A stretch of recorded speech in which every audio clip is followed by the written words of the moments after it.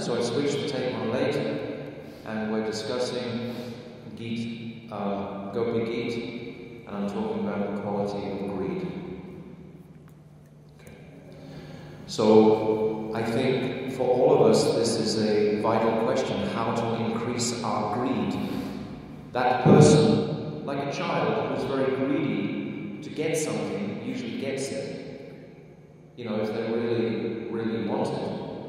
And if we also really, really desire this treasure, of course, as I've explained so many times, we have to be clear on what is treasure. We have to know very clearly, what does it mean, treasure? When I say Krishna praying, I bet for every single one of us sitting here, we all have a different idea of what that means to you personally. For some of us, it will mean, freedom from suffering. To others, it will mean being in Vrindavan all the time. To others, it will mean being in Goloka Vrindavan. To others, it will mean finding service to Krishna. To others, it will mean serving Radha. To others, it will mean just serving Guru. Everyone has a different conception. I mean, there are so many instructions, but still, we're all so individual. We'll each interpret that prayojan according to our experience in billions of births and by the nature of our own unique soul. It's not the same for everyone. How will you serve the divine couple will be different to somebody else, etc. What will, So, these are just some thoughts. Okay, I'm going to read from Gurudev's introduction to Gopi Geet. And please, you interrupt at any time and ask a question. Okay? You didn't ask any questions this morning. And then I started to think that I don't know what to think. But you have to ask me something. Okay? We had this sort of dynamic during Kartik.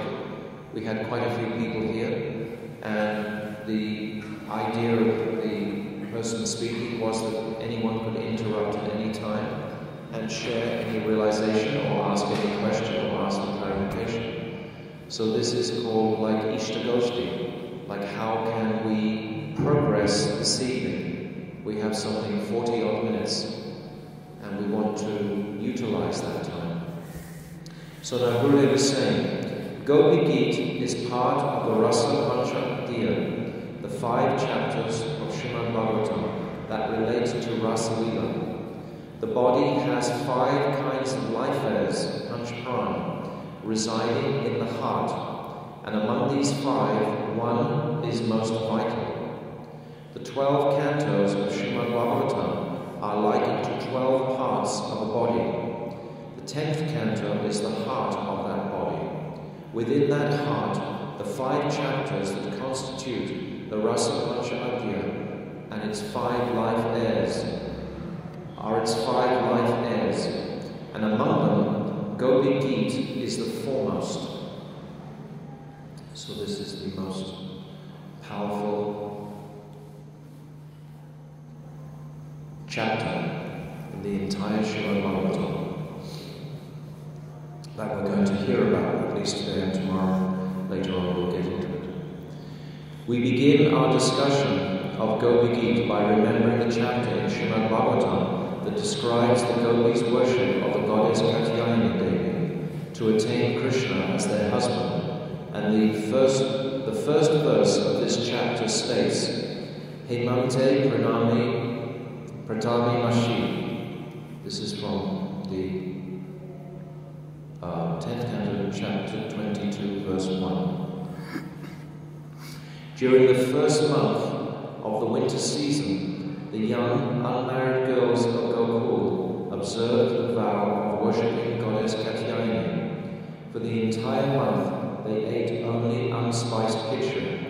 It's described actually in the Srimad Bhagavatam chapter, how they didn't take any oil on their bodies. This is called the Hemanta season. Before the winter season, there's 6 seasons in India. So this season, there's the winter, spring, summer, monsoon, and then autumn, and then Hemanta season. Those are the 6 seasons. So this season now is the Hemanta season.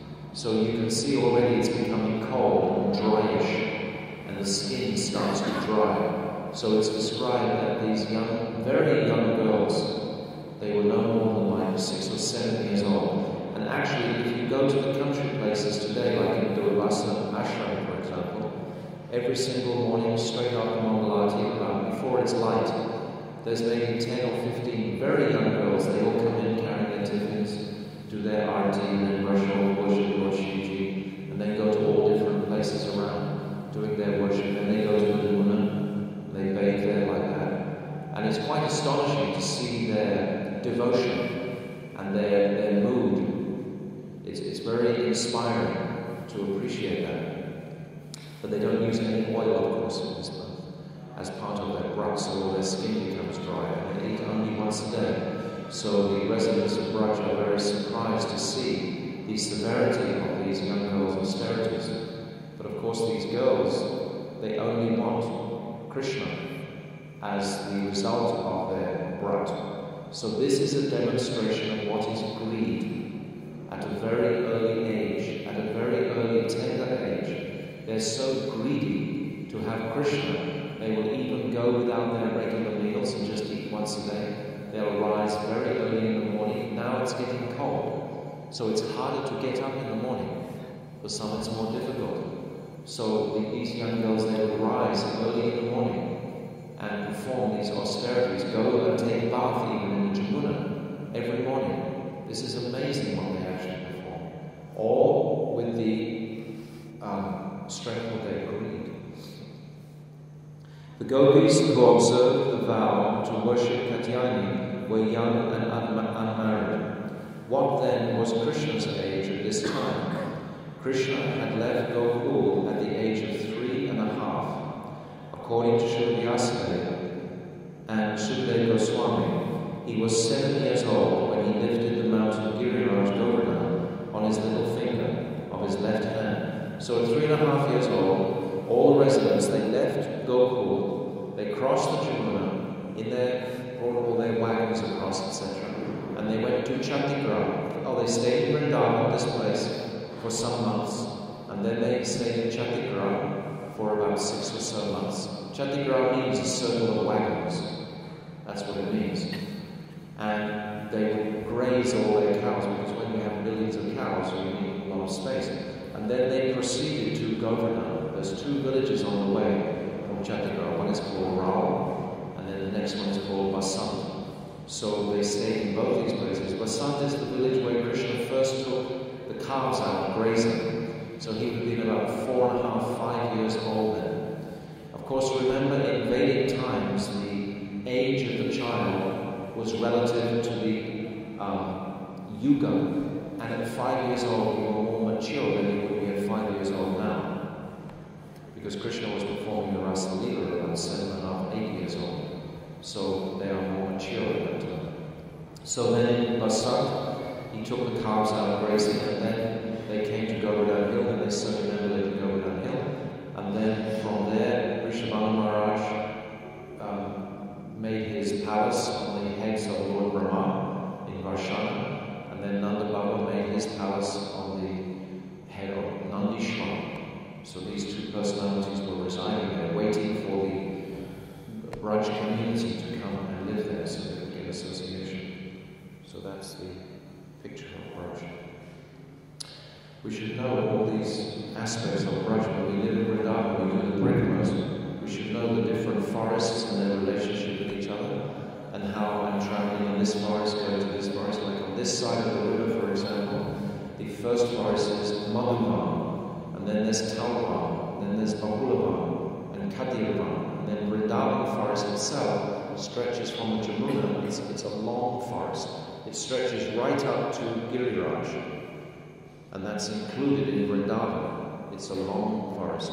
So here you have Madhuvan, Talvan, Kamudvan, and then Bahulavan, and then you have Vrindavan, then you have Kadiravan and Kamyavan on the other. Kamyavan is almost in, well, it is in Rajasthan. It's on the very borders of Braj Mandal. So you've got these 7 forests on this side of the Jamuna. So if some artist should make a nice map of all these forests clearly, so we can, when we're traveling on Braj, we know where we're going. He lifted Giriraj. All the elders and their priests gathered together and told Nanda Baba, "You should not treat Krishna as if he were your son. He is actually not your son. He may be a demigod, or perhaps he is God, or someone like God. We have heard that Narayana himself has come in the form of Krishna, and perhaps it is true. So you should not treat him like an ordinary boy. Do not bind his hands and do not chastise or punish him. He is only 7 years old, and yet he lifted a mountain like Govardhan. How is that possible? This is indeed mysterious." Oh, Nanda Baba laughed. "I have heard that Gopas only become mature and intelligent at the age of 80. They cannot properly decide anything before then because their minds are not fixed. Krishna is just an ordinary boy. God has far more good qualities than even the perfected saints. Such saints do not become angry, and they are not disturbed by hunger, thirst, or any other material distress. They do not steal or tell lies." It's beautiful. This is Yogamaya putting her veil across the Gopas. "Krishna tells lies, he weeps and becomes angry, he plays tricks on people, and he is naughty in so many other ways. He sometimes cries for butter and sugar candy, and if he does not get what he wants, he becomes furious and hurls all the items in our home onto the ground, and then scatters them here and there. This is the conclusive proof that he is not God. In any case, even if he would insist that he is God, he is still my son. So I will admonish and punish him, and treat him as a father should treat his child." This is, like Mother Yashoda, also had opportunities to really bring out her Vatsalya mood. Gurudev describes this Vatsalya Bhava very, very beautifully, especially in that beautiful book, Bhakti Rasayana. There's so many descriptions of the mood of Mother Yashoda. So this becomes very difficult. We're trying to understand or enter into Braj with a mood of honoring Krishna as that supreme Lord, and at the same time we're hearing this rebuke by Nanda, that how can he be God? Because he steals and tells lies and so many things like that. How can that be possible? So the devotee has to reconcile these two opposites. I've said many times, this example Vishnu Thakur gives of a glass of water, and if you put salt in the water, that salt represents Aishwarya. And if you mix it in the water, it's very salty when you drink it. But if you take a whole sack of salt and throw it in the Ganga, you don't even taste the salt. So in other words, the Aishwarya in Braj is much greater than it is in Vaikuntha. So we were talking just previously about our eligibility to actually enter into these topics. And I was saying the eligibility ultimately is greed. But still, this mood of understanding who is Krishna must be there. Otherwise, it's just a sahajya, kind of a farce. Nanda Baba continued to laugh at the notion that Krishna is God. Then Yogamaya came, and by her influence, everyone present forgot this idea. This incident took place during the month of Kartik, when Sri Krishna was 7 years old, and it was just after Kartik that the gopis worshipped Katyayani. There are two groups of gopis, married and unmarried. Although it was the unmarried gopis who worshipped Katyayani, the married gopis like Lalita, Vishaka, and Srimati Radhika also had Purpara, the gopis' tender love for Krishna before their first intimate meeting with him. This is because, although they had met with him so many times, they always felt the excited anticipation of a first meeting. This Purvaraga is described very beautifully in the Rasa Shastras, how this mood of anticipation in meeting with Krishna in an intimate way, because Gurudev is explaining here that practically every time they came away from Krishna, even if they had an amorous experience with him, they nevertheless felt that they were meeting him for the first time here.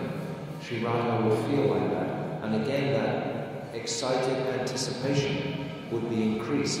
So all of the moods of Braj are dynamic.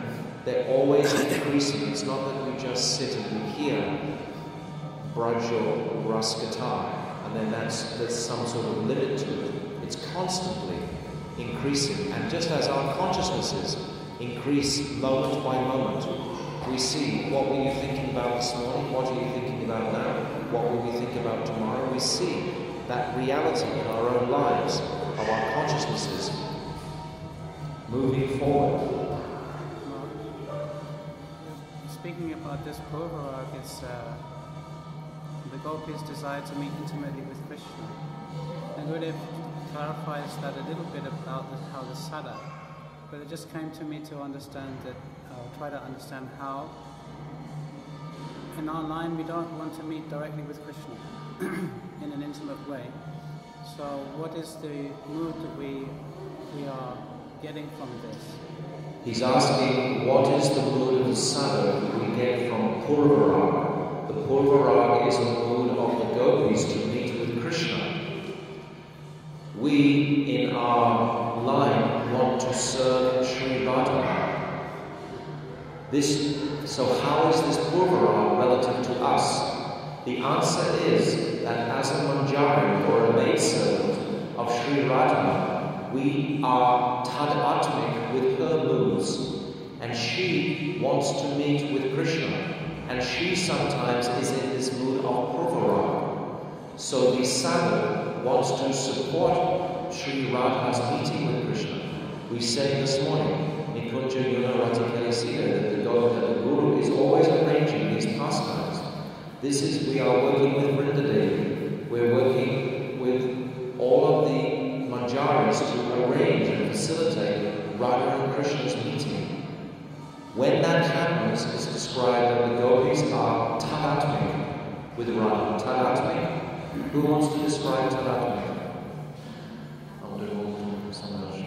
Mohini, tell me what is the meaning of tadatmic? You see, I'm talking to you, or none of you are talking to me, so I don't know what you understand and what you don't understand. So now, if you're not going to talk to me, I'm going to talk to you and ask you questions. Tell me. My understanding given to me by Bhavan here is that... Are you sitting on a mat? Yes. Good. And it's my understanding that it's when souls share the same appearances, emotions, and this sort of thing, as they unify souls so they know what is going on in each of their lives. What's the easy example? One body, The graphic. the iron and fire. The iron in the fire. When the iron is in the fire, it becomes one with the fire. It gets very hot, very red, it'll burn, it smokes. It has the same qualities as the fire, but it's not the fire. When you take it out of the fire, again it loses those qualities. So when we are in service to Sri Radha, we also are tadatmic with her moods. So if she is in Purvarag, which is the question here being addressed, then the manjari is also experiencing those moods, but through her desire for Radha to meet with Krishna. The sadhak is looking to the manjaris. The sadhak, if that is his understanding of prayojan, is to serve the Radhatmika Bhaktas of Goloka Vrindavan. He wants to serve under the guidance of Lalita Sakhi or Vishaka, who was Sakhis, not manjaris, but still, that tadatmic mood will come to them. Basically, Prabhu, we want to appreciate the entire Braj. What is the mood and flavor of Braj? It's described that the gopis would play when they were very, very young with Krishna in the dusk of Vrindavan. They would just play like little children. Then all of a sudden, one day, they suddenly realized, wow, this is a really beautiful person. I'm getting palpitations when I'm coming around him. And all these feelings started coming into their bodies. experienced before. They started to have some sort of amorous desire towards Krishna. All of a sudden they started to actually develop, into adulthood. So that's when they stopped playing in the dust. And then they started walking very slowly instead of racing around like kids just run around everywhere. They started working, and then their minds were giving them like hell because they didn't know quite how to fulfill these bubbling up desires. So this is all described as purvarag. So when we as sadhaks understand this purvarag in Braj, it gives us an entrance into Braj. It makes us a part of Braj. We're seeing what were the parents thinking of their children. They're thinking, oh, my daughter's gone nuts, what's the matter with her? What's the matter with all these young girls? They're not properly able to churn or take the cows. So many things they're not able to do. They're spacing out their thought all the time. The gopis, meanwhile, are trying so hard to keep it together. But these feelings and moods are rising. This is all description of purvarag. It gives us great entrance into Braj. Can you think of another answer for his question? Yes, I have to go to Janaki. The Sorry? question was... Come closer.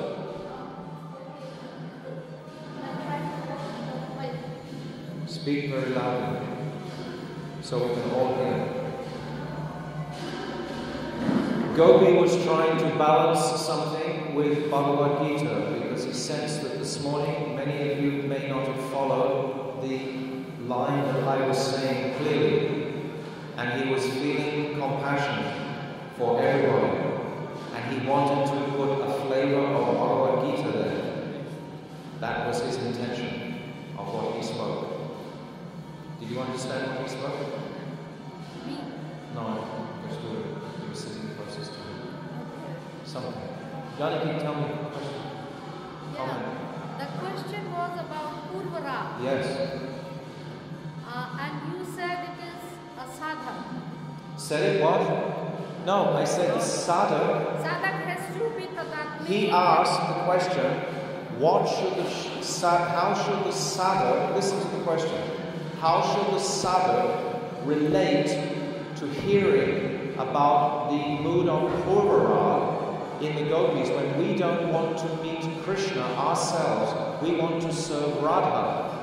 That was his question. What is a sadhak's purvarag? Huh? What is a sadhak's purvarag to? Who do we have purvarag to? You don't have purvarag. Yeah, Gurudev explained that we must develop purvarag. Without purvarag, it's not possible to enter into the Lord. Okay, I'll come back to that. So Yes. I wanted to say, the sadhak are of two types. Jatarati sadhak and ajatarati sadhak. Ajatarati are those in whom the rati has not appeared. It has not come. And jatarati sadhak are those who have achieved the perfection and achieved the stage of bhav. So in jatarati sadhak, also, if they want to experience purvarag, they have to have vastu siddhi, not before that. They can only gradually understand something, but purvarag is. While ajatarati sadhak cannot, he is not qualified for that. He has to only chant and remember the pastimes of the different devotees, our Goswamis, Chaitanya Mahaprabhu, which is beneficial for him. But for Jatarati sadhak, he can gradually, by increasing his rati, can somehow, some little thing can come in him about purvarag, but the actual experience of purvarag comes only after vastu siddhi, not before. Do you understand? She's saying the experience of purvarag in the ajata sadhaka. Ajatarati sadhak. He doesn't understand the jata sadhaka. Ajat means in which rati has not appeared, like Yes. all of us. Ajatarati sadhaka. Ajatarati sadhak, or we are all ajatarati sadhak. We are like trying, we are endeavoring, we are trying for this to get this rati. So what are you, do you have what Gurudev said about this? Or are you just asking a question about that? No, I was wondering how we relate to that purvara, because we're hearing about it. We're hearing about it. And So we're hearing about so many things. Yes. To prepare us for that seva. But she's explaining we don't understand it from a Jata Rati. The Jata Rati Sadhaka, he He understands that. Jata. He can experience that. Yes. But we're performing sadhana to attain that. Yes. So we still have to hear about it. Exactly. So that was what. It's like you're in the junior school, you do 2 + 2, and then that prepares you for calculus later on. Yeah. So it's all in a process. It's not difficult, it's not complicated. No, the reason I brought the question is because some people may start, like I met, some people think that they experience purvarag for Krishna in our line. So then they're thinking we're hearing about this so that we can superimpose this arope, this purvarag towards Krishna. But I wanted to clarify to say for us whether that's the case or At the moment, in our case, we are appreciating the seva and the moods of the Brajabasis. We're hearing, we're reading so much in Ananda Vrindavan Champu, in Gurudev's teachings, especially in Jayavadharma, all about Purvarag. We're hearing, we're understanding intellectually with the mind. So this is in preparation for self-realization, you can say in a simple word, of the Jatarati Sadhana, when you become realized in these topics, but still you hear about these topics beforehand. It's in process. Do you understand? Does everybody else understand something? Or nothing? For more details on this. This is in Bhajan Rahasya and in Shikshastra. First chapter. Yes. We have a diagram. And it's got, at the back of the Bhajan Rahasya, it's got the Jatarati Sadhana and the Ajatarati Sadhana, and what they're experiencing about each of the Shikshastra verses. We did this 2 years ago. We discussed very much this same topic that Johnny is bringing up. But in relationship to Purvarag, it's not that I'm thinking anything other than just service to the Brijvasis. As a sadhak, everything is in seva. So if you're serving a Brijvasi, how can you serve the Brijvasi if you don't know what they're doing or what their feelings are? How can you serve Vrindavan Dham if you don't understand sufficiently about Vrindavan Dham? So all of these topics are unveiling the moods and the activities of the Brijvasis. We must hear about these topics to actually inspire bhakti within the heart for Braja Prem. This Vikriditam Brajavadulitam Chavishnu Shradambito Shunyat Bhakta Paranyaya Bhaktim Param Bhagavati Pratilabhya Karma Pridroga Savapinoti Acharena Dila. That first of all we hear these topics. I didn't know we were going to have to go back to this. Each time I've started in the evening, for 3 years in a row, I've been reading from Bhagavad and each, for the first 2 classes, I have to kind of establish that we've got to listen to these. It's like, we're fighting with all this sort of opposition. But I thought, this time forget it, I'm not even going to bother with it. So I'm just going to go into it. But it seems that no, Krishna is saying, no, you have to actually establish it as a Siddhantic truth. And the way this is best presented is by Srila Gurudev in his introduction to Bhagavad, which we read together last year. Because there he's saying very clearly that the word bhavet in the Shloka Anugrahaya Bhaktanam, the last word bhavet, it means imperative. It means if you don't hear and try to appreciate these topics, you're considered atheistic. He says the word atheist 3 times in one paragraph to emphasize that point. How much this is the priority, that we must hear about these topics. but not, as Balabhadra is very kindly bringing up, in relationship. If I was thinking, oh, what is my purvarag to Krishna or to even Radha, then this would be sahajya. Understand that. That must not be like that. If it gets all loose and sloppy like that, it's not. We are honoring, I've taken great pains to stress this point of Aishwarya, this point of respect for Krishna, which is what we're doing in the morning time, more so than in the evening. In the evening, we're trying to hear a flavor of what is Madhurya. If we don't hear this flavor, Vikriditam Prajaluviyatam Vishnu, that means hearing the beautiful pastimes of Radha and Krishna first, and then hearing them spoken by the Mahabhagavad, by the Uttam Bhakta. And then, after that, then Bhaktim Param. Then this topmost bhakti will manifest. How can devotion manifest without hearing those pastimes? If you don't mention those pastimes or don't describe them, how possibly can Shuddha Bhakti blossom in the heart, can become awoken in the heart? How's possible? It's not possible. Like the other school of thought, the camel-like devotees, as Srila Krishnadas Kaviraj describes, they follow the line of thought, well, first you must be completely purified and well controlled your senses, and so many things like this before you can even hear these topics. But if you were able to control your mind and your senses totally, you'd probably become quite proud. And that is the last quality that you want for entering into these pastimes.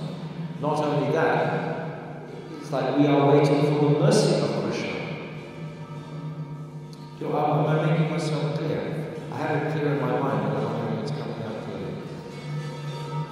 To inspire this greed, this enthusiasm within us, we have to hear these pastimes.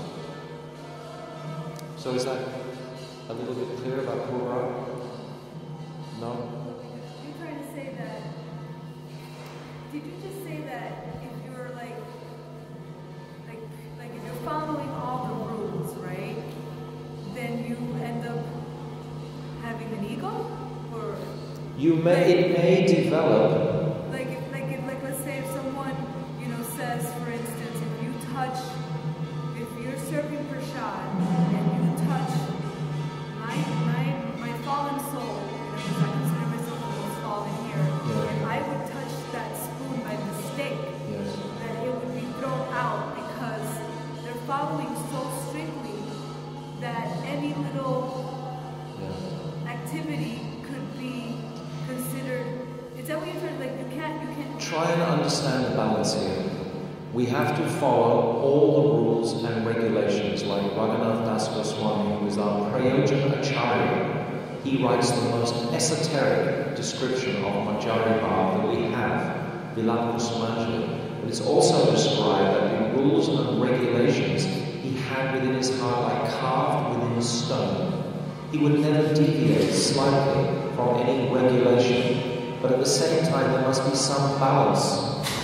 If we're going to lace ourselves up in a straitjacket so we can't even breathe because we have so many rules and regulations, we see the perfect example of Bhativedanta Swami Prabhupada. He told us that if he told us all the rules and regulations, we would just all run away and leave. None of us would remain. So there has to be a healthy balance. If you're all day long, because I've seen it in some months, all day long they're running around, do this, do that, don't do this, don't do that, and you just think, to hell with it, I got to think, let me out of here. You can't function in a place like that. It's being, put on you. So there's enough. All of the rules and regulations are perfect, but to try and absorb and understand the purity, every single. It's like, for an often give the example of a necessity of rules and regulations. I'm saying two things at the same time here. You have to be able to separate them. It's like in the game of football, which is the most popular game on the planet. If there weren't rules and regulations of that game, we wouldn't have a game. So everyone has to follow rules and regulations. They must be there. And there are so many rules within Braj also. But it's the way that you imbibe them. If you know the purpose, like for example, you're talking about serving up prasad with a spoon, if the spoon touches the plate. So the idea of that is that if you have some contamination or disease, you're not going to pass that along. So you understand that. So it's done with a loving mood. You can, all these rules and regulations can be performed with a completely loving understanding of their purpose. None of them are to, put some heavy weight on your mind because you're not doing this or not doing that. Krishna hasn't imposed some sort of army camp or some boot camp type of arrangement for the sadhaka.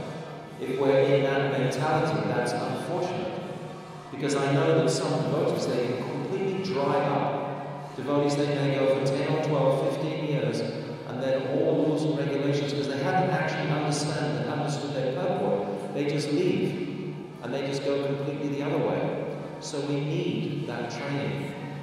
But it's all in the area of love. If it's not that sweetness, if it's not taught to us with proper... You should know the reason for every rule and regulation. Why do we rise at 4:30 in the morning? It's the beginning of the boot camp idea. But 4:30 in the morning is Nishanta Lila.